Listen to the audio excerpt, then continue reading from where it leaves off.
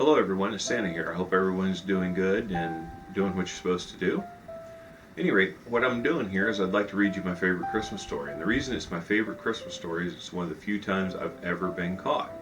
And the fellow who caught me asked if he could write a story about it, and this is it. It's called The Night Before Christmas. There we have the elves. There we have the little village.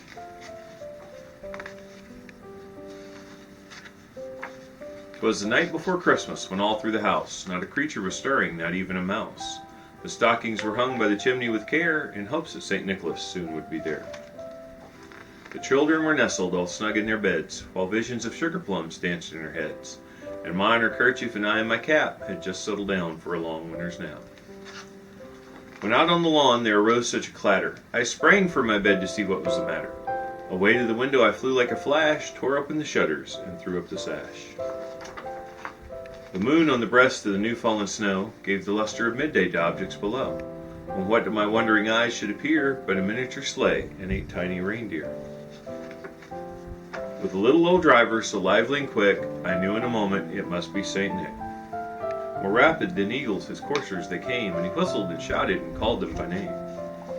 Now Dasher, now Dancer, now Prancer and Vixen, on Comet, on Cupid, on Donner and Blitzen, to the top of the porch, to the top of the wall, now dash away, dash away, dash away all.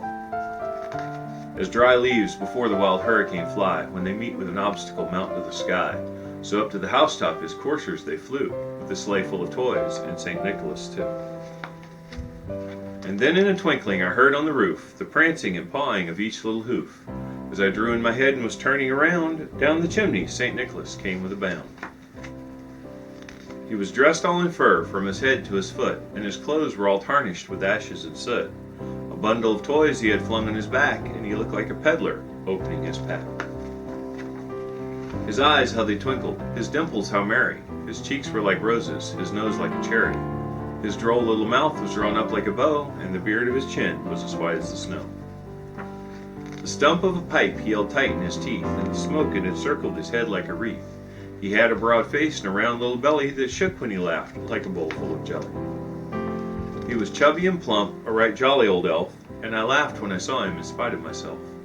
A wink of his eye and a twist of his head soon gave me to know I had nothing to dread. He spoke not a word, but went straight to his work, and filled all the stockings and turned with a jerk. And laying a finger alongside of his nose and giving a nod, up the chimney he rose. He sprang to his sleigh, to his team gave a whistle, and away they all flew like the down of a thistle. But I heard him exclaim ere he drove out of sight, "Merry Christmas to all, and to all a good night." There's the elves again. Now, the number one question I get after I read this story from most people is, where's Rudolph? Why isn't Rudolph in this story? And I'll tell you, I didn't get Rudolph until the blizzard of '06. That's 1906 for those of you old enough to remember.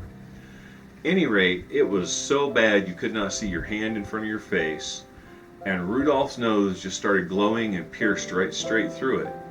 And we don't know why it did, we're just happy it did.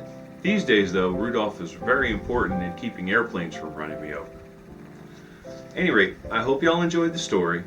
I sure enjoyed reading it to you. Y'all keep being good, and Merry Christmas.